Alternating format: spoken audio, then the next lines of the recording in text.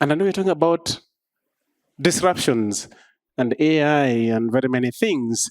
And I'll disappoint you today to talk about something slightly different. That is the foundation of what you're talking about today. So while you're talking about the edge, we call that discussion happening at the edge. So your AI, your applications, everything as the edge of the internet. And go a little bit into the background or the core of this internet that we're talking about today. And specifically talk about something that is very silent. It only manifests when it is not working, when it stops working. So we'll talk about a terminology that might be technical, from the way it sounds, but I can assure you this will be about rules, regulations, policies, and the place of learned friends. So I'll speak about domain names. And I'll go back to where I started, why this is a discussion at the core of the internet, yet the theme of this conference is at the edge of the internet, meaning AI, applications, and everything else. Inside, you have cables, you have wires, you have fiber, you have all those things. By the way, without them, there's no AI. Without them, there is no WhatsApp. Without them, there is really nothing. So that infrastructure that is facilitating everything else at the edge is quite significant. And there are significant players in this discussion, even though sometimes they're very silent. One of those components in that background that makes life easy for you and me as you navigate the internet is something we call domain names. And I promise this is not technical. So what is a domain name? In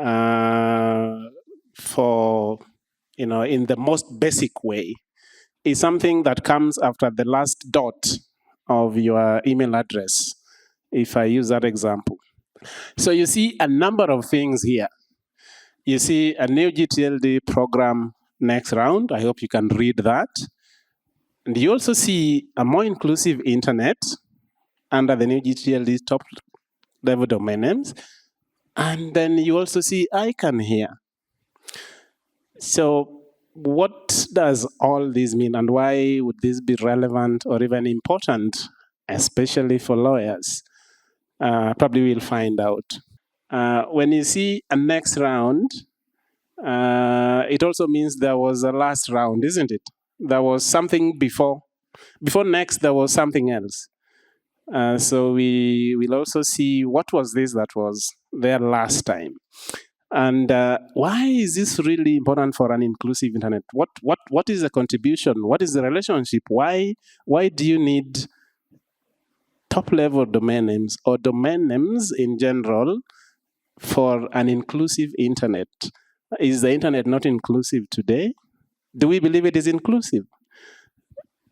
Are all of us able to go online regardless of race, gender, age, country, and everything else? Is there discrimination to that level? All of us can access the internet, isn't it? So to that level, it is inclusive. So this is an important, critical part of making the internet inclusive, and we will see how that actually happens and why it takes ICANN that has a role at the global level of only doing two things. These two ends, coordinating at the global level what we call names and numbers. And before I proceed, we have two types of domain names that we'll talk about today and focus on one of them. We have what we call country code top-level domain names, and top level, as I said, is what is appearing after the last dot of your email address. So your email address is a domain name. What comes after the last dot, so it could be a .ke, .tz.ug.ss if you're from South Sudan, .bj if you're from Benin, .za if you're from South Africa. Those are 2 letters. So we call them country codes. Why? Because they give us a sense of which country you could be coming from, or your company is coming from, is located, but not necessarily that it conforms to the name of your country. For example, KE probably refers to Kenya, isn't it? TZ will be Tanzania. But how about South Africa? Is it SA? It's ZA. Why? And why is ZA and not SA? Because you also have Saudi Arabia, isn't it? Or even other countries that also start with SA, for that matter. So if you took the case of countries whose names start with S and A, and they all contend for the same 2 letters, I wonder, lawyers will tell us from a dispute resolution perspective how that would go. And it can very easily be a global dispute, because this is about your presence online, okay? So those are called country code.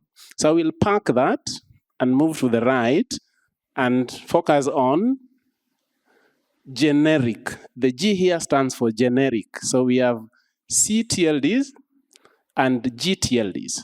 So country code top-level domain names or generic top-level domain names. I'm sure up to that point we are together and there's nothing technical.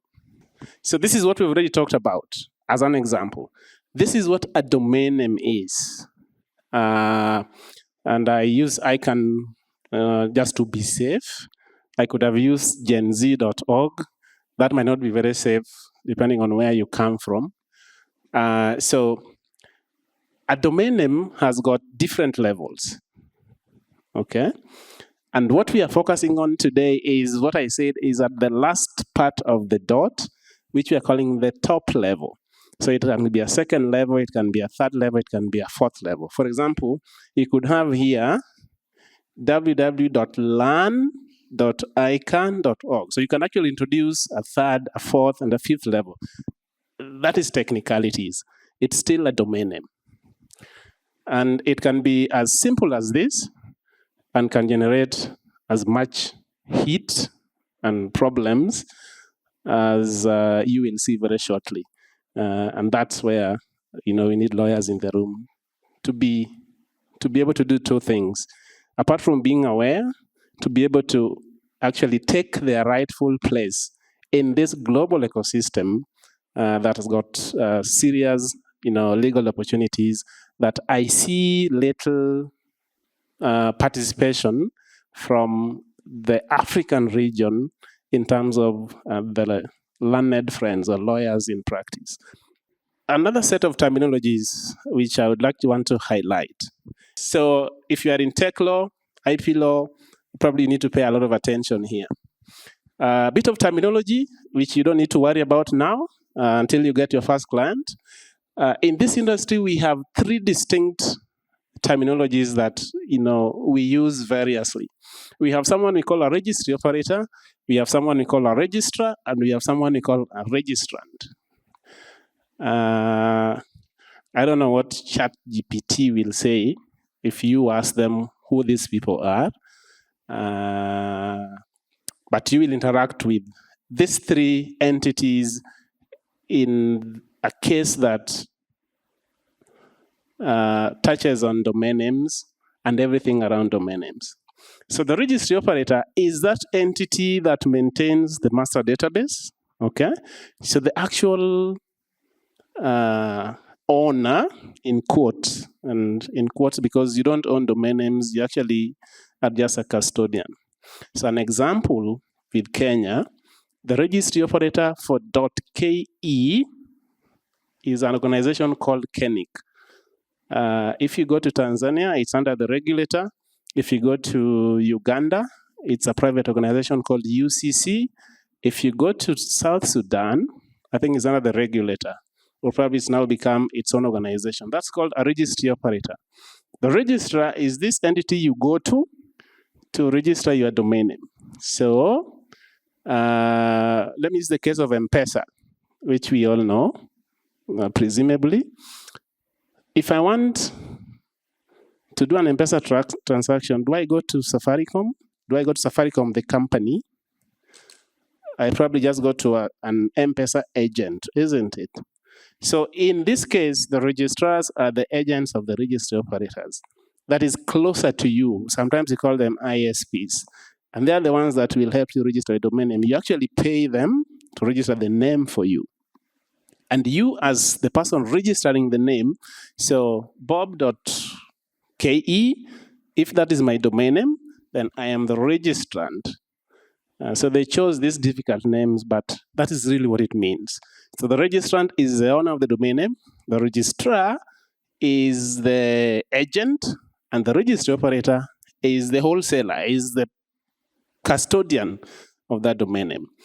Now, if you go to the next slide, it's just sort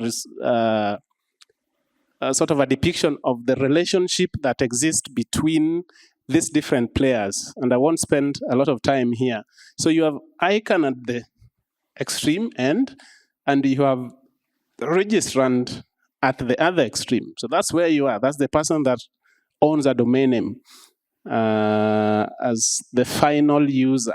So bob.ke is that person. But that domain name is rooted here at ICANN. And between ICANN and you as a registrant are a number of agreements that do exist. And potentially, you as a registrant, you really don't need to know about ICANN or the registry operator or the registrar. Probably you only need to know your next immediate entity that you're supposed to interact with. And so you have different agreements that are signed along the chain. If I were to use the example of M-Pesa that I've used before, M-Pesa agents will go through a contractual process with Safaricom, for example. But me as a final user, I don't need to know about Safaricom. I will just walk to any M-Pesa agent. They will sort out their agreement with Safaricom. For me, I will expect the agent to have already sorted that out to be able to serve me as a final user. Now, ICANN is in the process of implementing a very important program that is aimed to make the internet more inclusive, as already indicated. As we talk about AI and everything else that the internet promises, we also need that promise to be inclusive, meaning that whatever is not able to utilize that particular resource today for various reasons. It could be because the language in which it is available in today is not, user-friendly for them. For example, not all of us write in Latin. Latin means you write using A to Z and 0 to 9. If you're in the Middle East, you write differently, isn't it? If you're from Sudan, you write in Arabic, or you know how to write in Arabic. If you are from China, you write in Chinese, Japanese. Do they write in 0 to 9 or A to Z? They have different writing scripts. And they equally need to be able to use the same internet in their ways of writing. That is when the internet will be inclusive. Now, today, that is not very possible at the domain name level. So picture this. If I have an email that is completely in Chinese, like the email address itself, and I send you an email in your current email address, do you think the email will be received in your mailbox? Do we ever stop to think about that? And today we have contractors from China, I guess, in our countries and from other countries. What if their emails and, their writing is in their writing scripts? Will be able to process that in our systems and receive whatever they are, sending us? That is the contribution of the domain name system. So unless the domain name system is able to support that progressively, then that constituency is locked out of the internet, and they equally have the right to do so. So just as the internet has been expanding, and obviously has been expanding quite a bit in the last 60 years, it is very young, it's barely 60 years, and so has been the domain name system. So I talked about the last round and the next round that we are working on today. The last round, in 2012, we expanded the namespace to accommodate more domain names. In other words, before 2012, we had a list of up to 22 domain names. Net, info, edu, org, that list was 22 names. So in 2012, we had a very large expansion of the domain name system. And 3 things happened at that time. We ended up with longer domain names. So we used to have, the 22 famous ones. So gov, int, mil, com, that list was 22. In 2012, we now have more than 1,200 new domain names. This is an exercise to make the internet more inclusive. Why? Because you now see names like this one. I don't know who can read this one. This is a domain name. And so is this one. And so is this one. So you have names that are in other languages and writing scripts, which was not possible before. And now you have names like .bar, which was not there before. So if you are a law firm, you are trying to register .com, and it's not there. Probably you want to register under .bar or a .law. And think over lunch, we just confirmed there's .lawyers as well. Now the plot thickens on who actually registered these names. Because if I look at the registry for .law, is not a law firm. Is not anyone associated with, law at all. And so is the registry for .lawyers.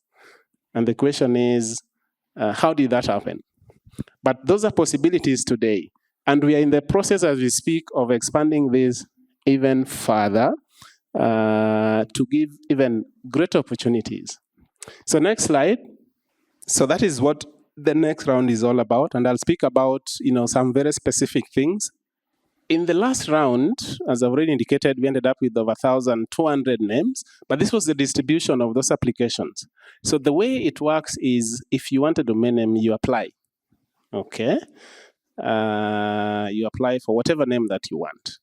So last time we had 1930 applications spread around the world, and from Africa we had 17 applications. I think there are reasons why this was the case, which I will show you closely. But this was the distribution of those applications around the world. This was in 2012. And next, the other distribution breakdown was in terms of what kinds of names were applied for. So you had community names, and I'll show you an example. A community is, say, lawyers. You can say lawyers is a community of practitioners, or banks. So you could have a particular domain name that implements policies that are favorable to the people that it represents.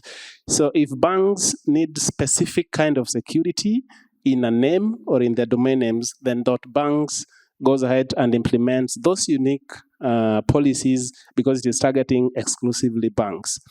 We also had over 103 internationalized domain names, meaning names that are non-Latin script, as you saw. So Chinese, Cyrillic, Arabic, and all those particular kinds of names were applied for. Next slide. So the reasons or the motivations for applying for a domain name is very diverse. And I think I'm coming to back to my IP lawyers. One of them, and most of the time, it is confused for monetization. Not all domain names have been registered for monetization purposes. Some of those names are strictly registered for brand management or intellectual property protections. If you look at major brands and the, whether it's Coca-Cola, whether it's breweries, if you take that particular product, you'll find that it's a domain name as well. It is registered as a domain name. Meaning you can register a name for brand protection. The way your domain name could reflect your company's name, like ICANN.org. So you can register .Coca-Cola, which is registered by Coca-Cola today, or you can register .M-Pesa, not registered today. So what happens if someone else that is not Safaricom or Vodacom registers .M-Pesa? That is not a technical question. It is a purely legal question. What would lawyers do? What frameworks or what rules actually guide what names you can register, especially if you are a brand? And this is why it is very important for lawyers to also follow this discussion, because what will happen is when we open up this for applications next year in April, we will receive all manner of names, including brand names, okay, and company names, and geographic names. So take two examples. Take a brand like M-Pesa, or take Nairobi as a city. Or I saw Tanganyika in the room, so take Zanzibar. Okay. So if you get an application for .Zanzibar or .Nairobi or .M-Pesa, how should we treat that if the applicants are not anyone from, say, all the applicants are from China? I'm just checking the room if that is a good example. I think so far it is. So what happens? Should those applications go through or not? So how are brands protected if they would really want to be protected? What is the risk of a brand being registered by, so imagine if I could get .M-Pesa. I think this is a good example. Anyone from Safaricom in the room? I couldn't use .Google because they already took it in 2012. Now, that is a possibility, and it is a huge possibility with huge repercussions. Because in 2012, and I'll show that on the applicant journey, one of the things we have in the process built in is rights protection, but also dispute resolution. So how do you determine a dispute between two contenders that claim rights to a particular name? And one of the ways of determining that dispute is through auctions. And last time we had auctions for domain names that went to the tune of, so I'll give you the example, .app.p, which was applied for by Google and Apple. Who do you think prevailed in that application? You have two applications for .app, one from Google and one from Apple. Who says Apple? Because of App Store. And Google also has Google Store, isn't it? So which one really deserved .apple? So that application went on auction, and that's public information. And it was auctioned, Apple prevailed, obviously, for, I think, $23 million for one domain name. So if you had, if somehow someone applied for .M-Pesa and Safaricom is not aware, and it goes through and it's registered and it is delegated, it is a domain name. And then Safaricom realizes the following day that that has happened. What potentially do you think will happen? Now, that's not a technical discussion, it's a legal discussion. First of all, that would speak to a lot of breakdown in communication and probably general awareness from whoever is charged with the brand protection of whatever brand it is. So that will be a gap that probably part of this, your attendance here, should watch out for. In other words, I'm saying that in 2026, when we open up applications for domain names, we will receive all manner of applications. Some of them will be brands, some of them will be geographic names, which we call geonames. And if no one actually challenges an application, we have an elaborate public comment period, then that application will go through whatever it is. You could ask that M-Pesa can only be Safaricom's, and there's no way ICANN can grant rights to operate such a name. But I could actually also argue that M-Pesa, from where I come from in China, is a popular delicacy that is very popular in China, where I come from. That argument is right or valid. Right or wrong? Because you really don't, unless you can prove otherwise, your M-Pesa and mine, while written the same, might not be the same thing. So there has to be a process of really approving or disapproving to end up with the rightful owner. And where we are not able to agree, then we take those applications to public auction or to an auction process where you bid for your name. That is how important names are to brands. And that's a critical role for lawyers. If it's an oversight from you, probably you'll take the blame for allowing such a process without objection to go through to delegation without even getting to know that such an important violation happened. And yet you have been to some of these forums. Next slide. And I think I've covered a number of them. So 4 basic things that I wanted to pass around. Who can apply? Is any legal entity. So you can't apply for a domain name as an individual. You have to be, registered in some way, as an organization, as a governmental, intergovernmental, any form of organization can apply for a domain name of your choice. When? April 2026. May the fees be with you. And also me. So our fees will be this one.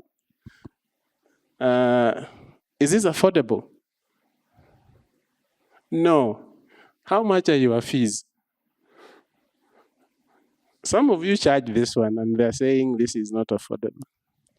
So the cost for applying for a TLD has been set at this. And I know you have 999 questions, how that fee was arrived at. And I'm happy to engage on that. How? So we'll launch a system for applying for this online, meaning you don't have to travel to ICANN, wherever they are. You'll apply from wherever you are for that name. It's called the TLD Application Management System. So I will come back to this fee so that both of us can actually have fees strategically. Next slide. So take note of April. Sample cases, I guess I have mentioned. We can run very quickly through them of how people are using their domain names today. So the first one is, on the next slide, Microsoft. For example, they're using it under all Microsoft services. So probably you have gone to cloud.microsoft. That's the case of a brand using the domain name also for their digital presence. The next one, so that's a brand top-level name. Then you have geographical top-level names. For example, Amsterdam, Africa, Cape Town, Joburg, Durban, a sample of geo names that are alive today.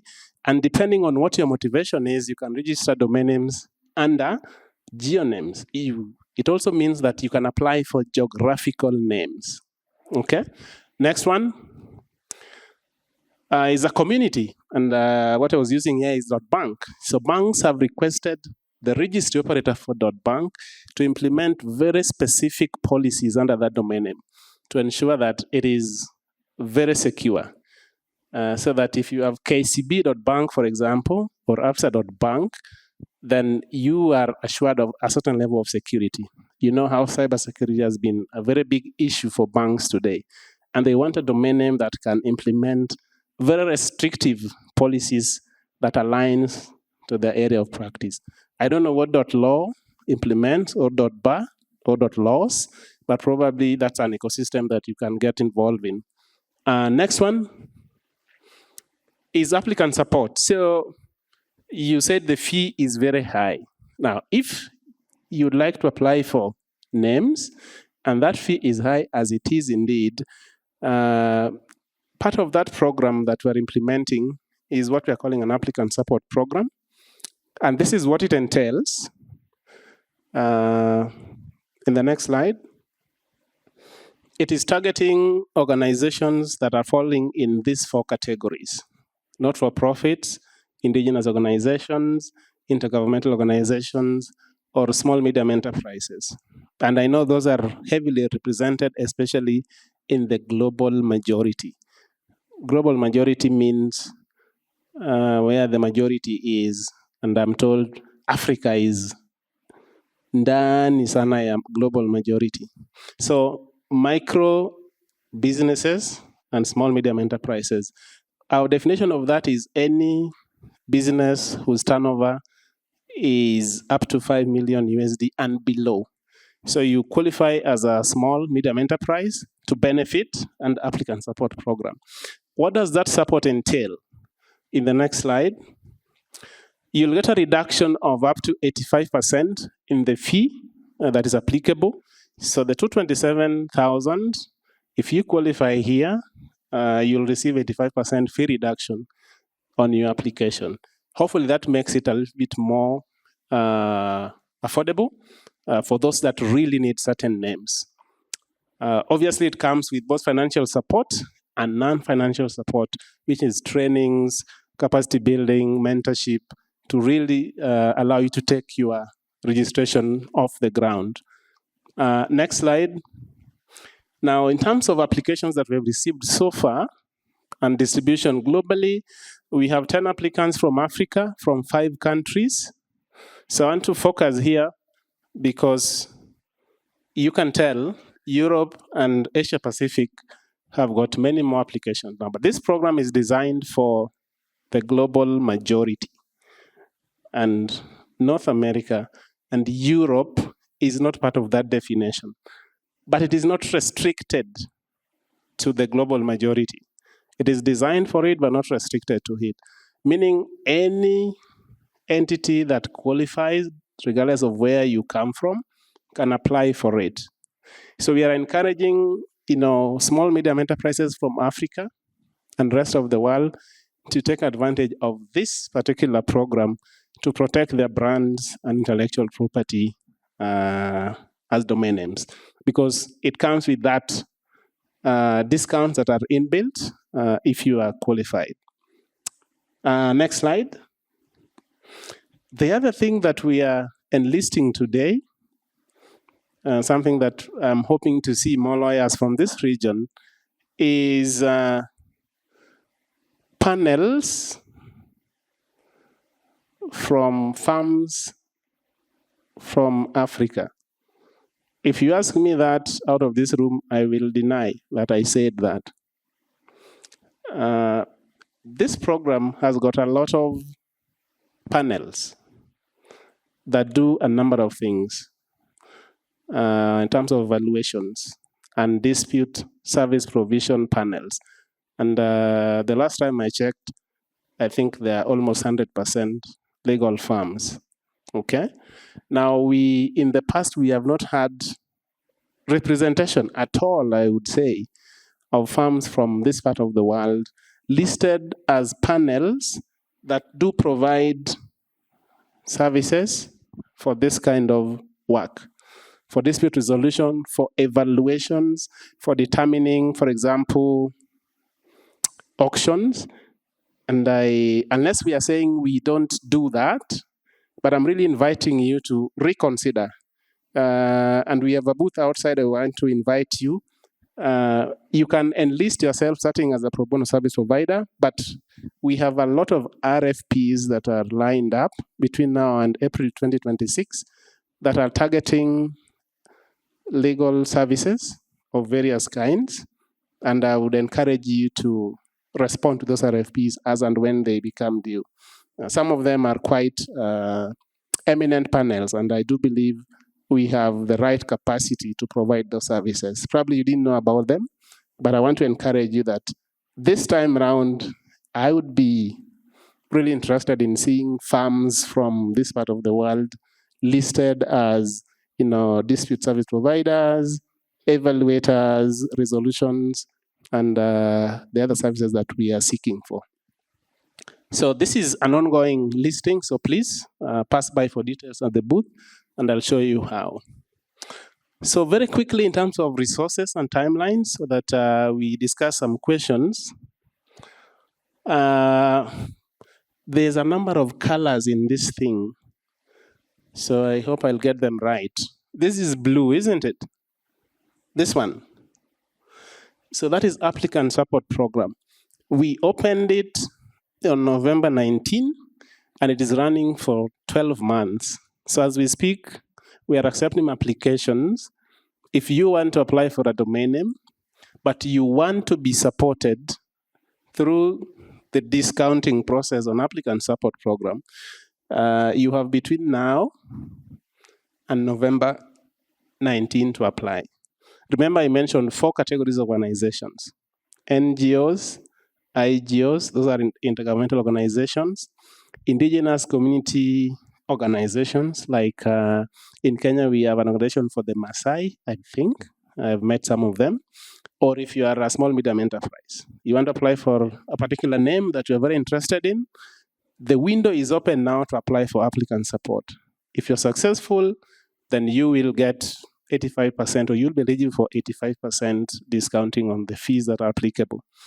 I leave out the red because this is backend service providers, which is not probably applicable here.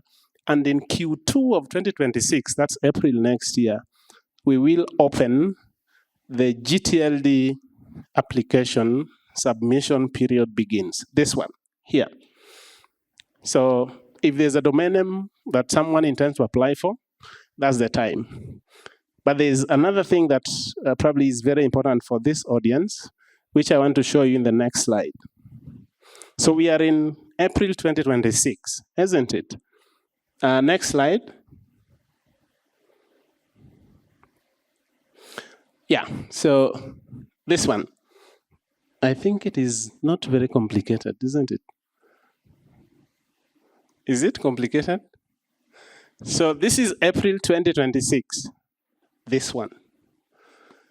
Submission period opens.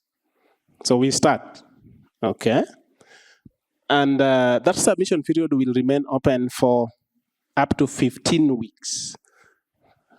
Between 12 to 15 weeks. If you translate that into days, for my friend from Tanzania who likes writing, it's 84 to 105 days. Once that closes, so that's when you can apply for any name, okay? Whatever it is, that window will be a global window. And you're applying in the system that I indicated called TLD Application Management System. It's online, everything. This window is long enough to be able to, you can work on your application to the very last day and keep saving it. So you have enough time to apply. You can also not claim that you did not have enough time at the end of the window. So it closes. The actual date is not announced, but we know that the moment it is announced, it will last for up to 15 weeks. That's around 3 months. Then we will do certain checks. What are those checks entail? Every name that is applied for example, must be a complete application, and it must not be a name that already exists. So if you applied for .com already exists. So we will weed out those. That is administrative checks. Then we have this first yellow. Now, this is important for especially those of you in intellectual property management and tech law, because on this day, almost around 58 days after the closure here, we'll publish all the names that have been applied for. So that is the point when you and me will see the public-facing information of the applications. Okay, so if someone applied for .M-Pesa or which other example can I use? .Nairobi or .Tanzania or .Zanzibar, then you'll be able to see it. Now, I'll take one step back. This is only possible if you are following this process. If you are not, this will pass. Okay?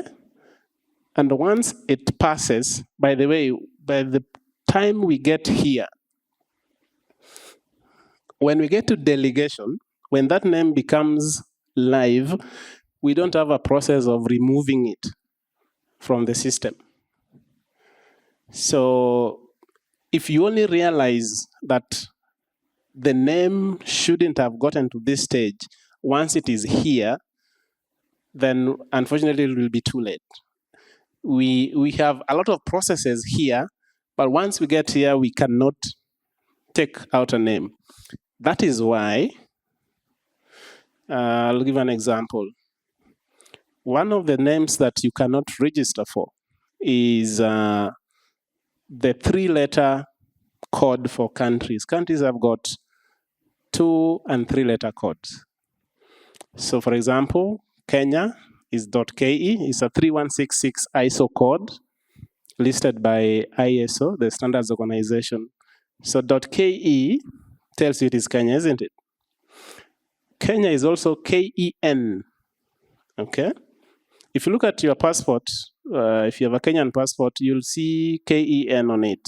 So that's a code for Kenya. Every country has got a 2-letter code and a 3-letter code. But then you'll say, how about Comoros? Because .com is the 3-letter code for Comoros, okay? How did that happen? It happened because we don't have a reverse process of this process. So by the time this rule was adopted, .com was already alive. It was already working. So there is no process unless whoever is operating it becomes bankrupt. There is no process to remove it from the system. So that's why I'm saying, regardless of the name that has been applied for here, if it gets to delegation, then that name will leave, whether whoever has it is your enemy or your competitor.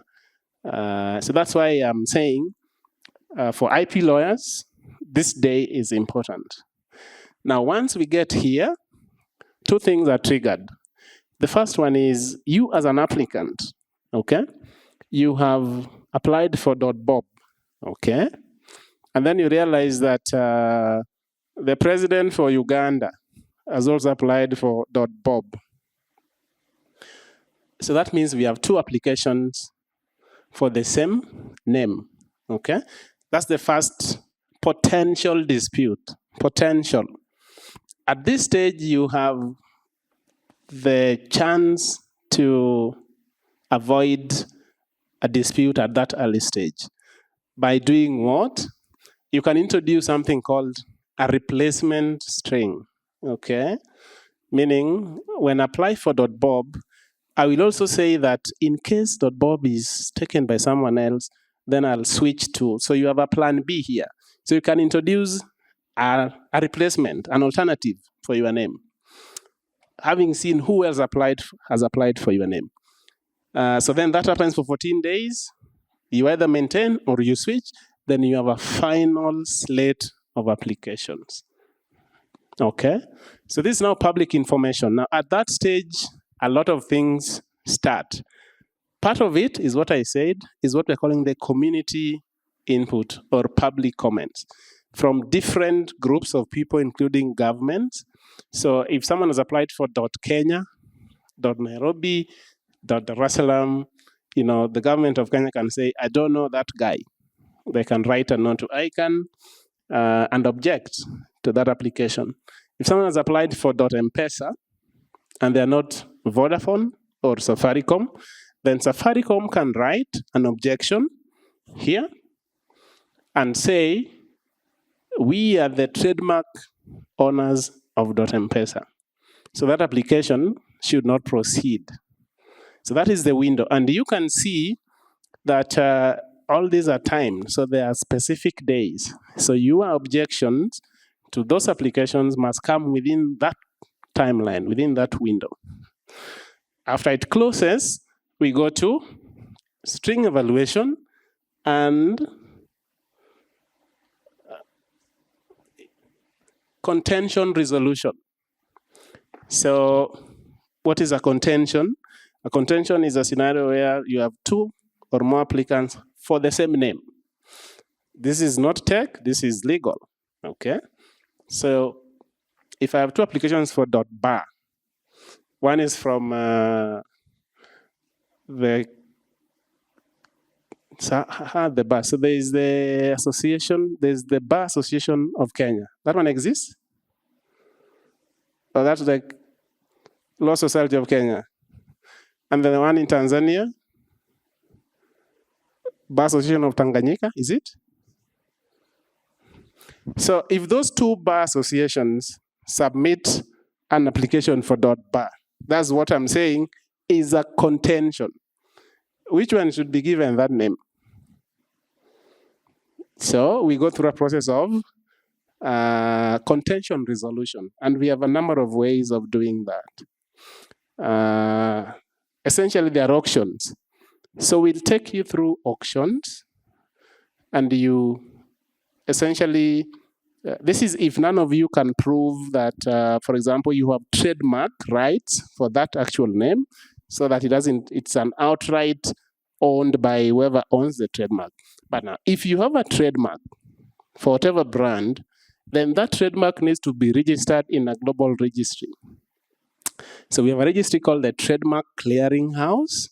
If you are in intellectual property law, you need to advise your clients and check, or let them check, that their trademarks are registered with the TMCH.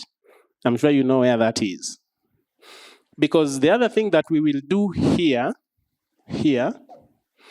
is to check if a name you have applied for is a trademark, but we'll only check the Global Trademark Registry, TMCH.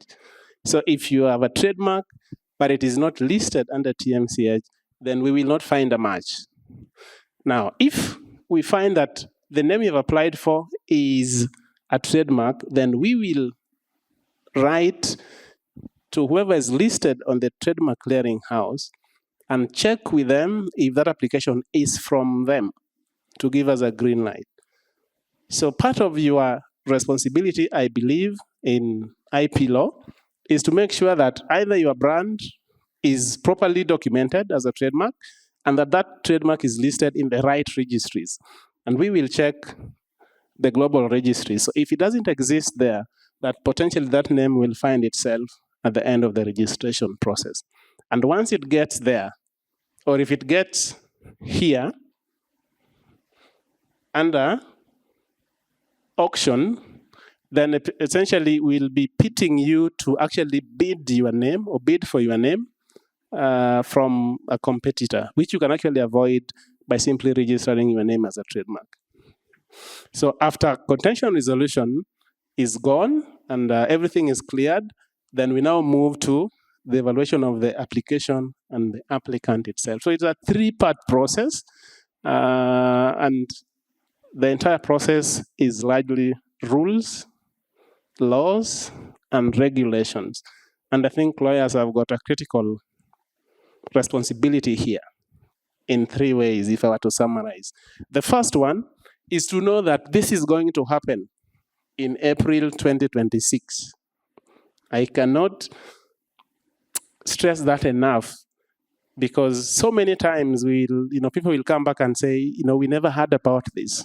Now we have a .Nairobi that now is registered by someone from Japan.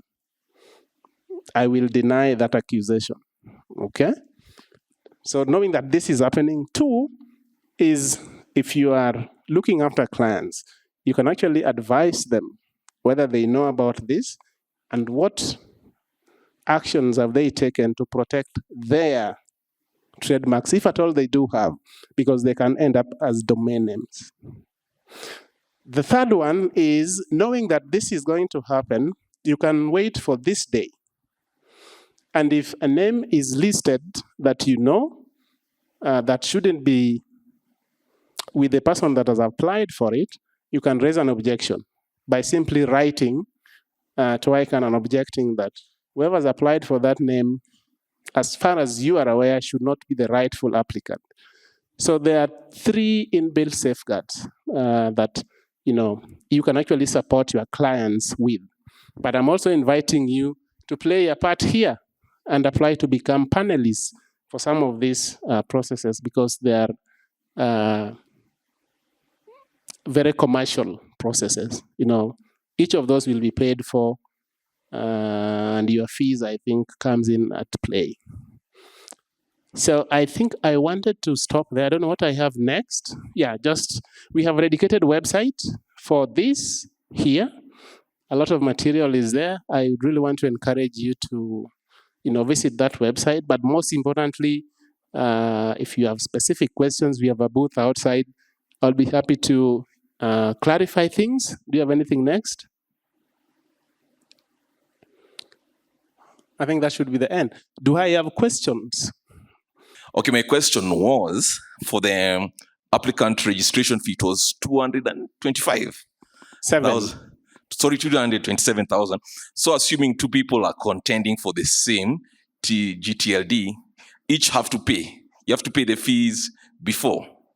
I'm assuming you pay before. So if, say, 2 people were to register, and then they both pay, and then only one eventually gets it, will the fee be refunded to the person who failed? Yeah. So that was my question. Yeah. Thanks, Isaac.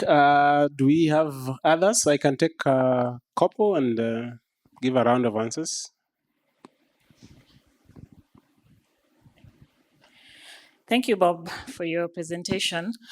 Could you please go back to the slide which was showing the journey? Okay. Because my interest is on 2 issues. Okay, 2 slides back. So disputes will be string evaluation and contention resolution. That's where we are dealing with. And actually, this is going to take almost 6 months. Mm-hmm. It's a legal process. I'm sure you appreciate why it even has a lot of time. Yes, your question. So I'm curious, which people are making up this dispute resolution committee? Mm-hmm. And as a lawyer, how do I get in there? Okay. Yeah. So that's a good question. So maybe I can take those. So the first one, Isaiah, your question on if you are in contention, do both of you pay for application? So take note that this is where you applied here. And for your application to progress, you must pay your application fee. And we are only looking at contentions here, like very many steps into the process.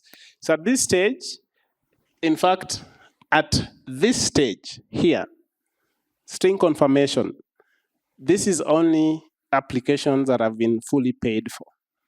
So this is what will be published. If you started your application, didn't finish here also means you didn't pay for it, then it is dropped. It is not even published. So up to this point, everyone has paid either the full fee, 227, or if you are supported applicant, you have paid the discounted fee, which is 227 discount to 85%. But everyone has paid their respective fees at this stage. Now, Susan, you're asking, how do you find yourself here, or who does this? So it's an entirely legal process, as I said. Now, what is guiding us here is something we call the applicant's guidebook, which I didn't talk about. It is sort of the rule book for the domain name for the gTLD program. So it outlines how we'll handle brands, how we'll handle geographic names, but it is not a legal book on its own. So around it, you can now throw your different laws to challenge whatever clauses are in it. So how do you find yourself there is what I was saying. We are going to do a lot of recruitment for panels. Part of those panels are evaluation panels. And why are we calling them panels? Earlier I showed you that we have different types of domain names. So we have brands, we have geonames or geographic names. And, it can be very murky because, like I was saying, a geographic name is a name for a geographic region. That can look very straightforward until someone comes and says, Nairobi, from where they sit, is a popular delicacy in India. And you are saying Nairobi, there's only one Nairobi. It can't be what you are saying.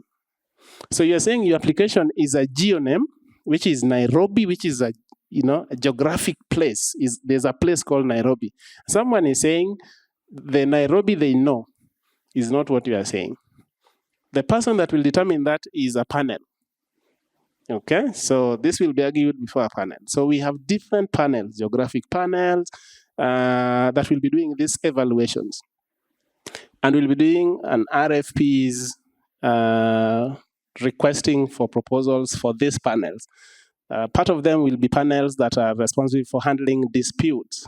So remember, there's evaluations and dispute resolution panels. So we have a lot of panels that will be doing these things. They are independently done and oversighted and not done by ICANN. That is part of the reason why the fee is very high there, because you heard what the lawyers, may fees be with you. So part of these fees will be really their fees. That's where the money is going. But yes, so I hope that answers your question on how you find yourself there. So if you go to that website, we have published an RFP timeline, which gives you an idea of which RFPs will be coming up. And you can have a look and just prepare yourself so that you are well guided if you really want to be part of any of those panels. Yes, do we have more questions? Yes, Bob. Yeah. First of all, thank you for the good presentation. My question regards, given the amount of fees that are required to be paid for one to get the new gTLD, what if when I'm approaching my client, how do I convince them that they need to pay such amount just to be able to get a gTLD? Is it purely based on defensive brand protection so that like someone else doesn't get that? Or how would you advise we approach our clients in convincing them to be able to get the new gTLDs? So your advice is really a judgment call. As there are different ways of protecting your brand. One of the ways is just to register. Registering that name is just one of the ways. The other one is obviously through trademarks, which we will respect. And I think I indicated that then that trademark needs to be registered in the right registries. And I'm sure there is a number of registries for these trademarks, national ones, regional, even global ones. So we will be checking some of those registries. So I'm just saying that there are different ways. So if you are not really keen on that name being a domain name, you, first of all, by being aware of this, then you can take steps to protect it so that it doesn't also end up in someone's hands.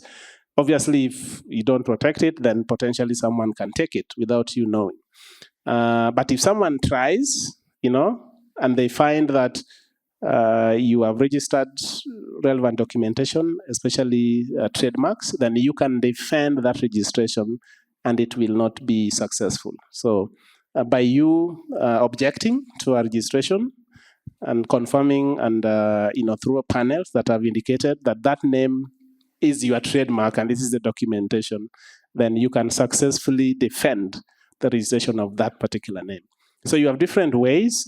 It doesn't necessarily mean that you should register a domain name, but you should be aware about this process and should know that, especially on the reveal day, you can go ahead and check and see if any of those names are names that should not be there from where you are, from where you sit. I hope that helps. Okay, thank you very much for the presentation, albeit technical, but you've made it quite understanding. Hello. Oh, okay. I was looking for you. I hear right. you here, and sound is coming from that side. Yes. That's fine. My name is Barima, and I'm from Ghana. My question has to do with the journey. So at the beginning, instead of the two parties having to make the payments, can't ICANN put in place, let's say, a name search feature where once you conduct the search there for maybe a subsidized fee, you can see that, oh, okay, this domain is taken. And that then subsequently prevents the whole lot of disputes that come afterwards. That's my question. Thank you very much. Yeah, so you cannot apply for an existing name. The system has automatically blacklisted that. It's like even today, if I want bob.ke and you try to register it in any registry platform, it will tell you the name doesn't exist. It's already taken and give you suggestions for alternatives. It is the same case here. So if you try to register .com, because we also have the database of all the names that are already registered. So by default, you can't register for an existing name. But you can register for a plural or a singular of an existing name. And that's where the problem comes in. So if you register for .coms, that doesn't exist, okay? And the .com operator can come and say, this is a plural of an existing name. So by rule, you are not allowed to register a singular or a plural of any name. Only one of them should be operational. And then the other argument will come in, lawyers on the table. Coms in your language is not necessarily a plural for com. And we can argue about that, okay? So there are ways of beating those rules. And this is where I'm saying it is a completely illegal people's business. I am just a friend of this process. But I'm inviting you to take your part here. Because what I observe is other panels, Europe, US, and I wonder why we don't have law firms from Africa that are adjudicating on these things. I hope I still have, I don't know how much time, maybe 10 minutes, 5. Okay, so we could have the last round of questions, probably all of them, and then I can take all of them together. My name is Dr. Labanya. I'm not a lawyer by profession. I'm from South Sudan. I have a PhD in security studies. The reason I'm asking is you said if the name is already registered, it means it's out of bound. The system shows the name is existing. Then why do we have a legal issue if the name cannot be re-registered by another person or another entity? Number one. Number two is the $200 and something thousand you're charging, like .ss as a country, we pay the same. And if I had a company within the country, I do pay the same. Isn't that injustice? Yeah. And isn't that being extremely biased to the business entities and being over the edge good to the governments? Is it because the government hosts the businesses? I just wanted to understand, why can't it be less for businesses and more for the governments? Or less for the governments and more for the businesses? Yeah, I like your last point. So I don't know who would want to pay more. If you ask governments, they'll tell you, they only handle taxpayers' money. They have no money. But yes, so very quickly. So country code names are, how how should I call it? What is the right term? They don't pay anything for those names. They are owned by the country, but they are coordinated by ICANN. So .ke.ss, belongs to those respective countries. As long as the country is recognized by the UN, your 2-letter code belongs to you, and the 3-letter code, and there's no cost to them. This cost is for new domain names, and for those people that really want new domain names, and they want them for various of reasons, for brand protection, for monetization, for very many other things. And so they have the motivation to apply for those names. That is what this cost will be for. And I think I've indicated that at the same time, we have implemented a subsidy program under applicant support. And those who qualify have been given the categories are eligible up to 85% discounting. Again, you don't have to apply for a name. You can defend particular names even if someone else applies for them and yet the names belong to you. For example, if you have an existing name and someone applies for a plural of that name, you can object to it. And that is a free of charge process to preserve the name that you already have. So you can't have, say, example and examples. So if you already have example, then you don't expect an application to be allowed for examples. So those are built-in safeguards. So probably just to really, really clarify that country code names are not part of this process. They are recognized by default. This is for people that would want to apply for new domain names, and they are driven by very specific needs for those particular registrations. So that is the fee, and where the fee is going to your fees for the learned friends in terms of panels and evaluation panels. Thank you. Mine is very short question because this is your area of expertise. Number one, I truly appreciate for the presentations you've made. I've learned a lot. But I want to know, does Tanzania have a country code? And if yes, what is it? Because there are times I get clients that I need to have my payment being transferred from a foreign country. So this online or bank forms that require you to fill in country code.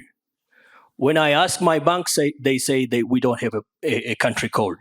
But in other jurisdictions, they say Tanzania has a country code. So sometimes I really have a confusion. Does my country have a country code? And if yes, what is the country code for Tanzania? So, sometimes I think we contribute to confusing everyone else, because if you ask me the country code for Kenya, I can tell you it is 254, or I can tell you it is KE. Both of them are country codes for Kenya. So it really depends on what is the context. From a domain name perspective, the country code for Tanzania is TZ. And I'm sure you know, for example, the regulator of Tanzania, their domain name is tcra.go.gov.tz. So TZ is the country code from a domain name perspective for Tanzania. And every country that is recognized by the UN has got those 2-letter codes. By the way, it is an ISO standard 3166. You can Google that, see the listing.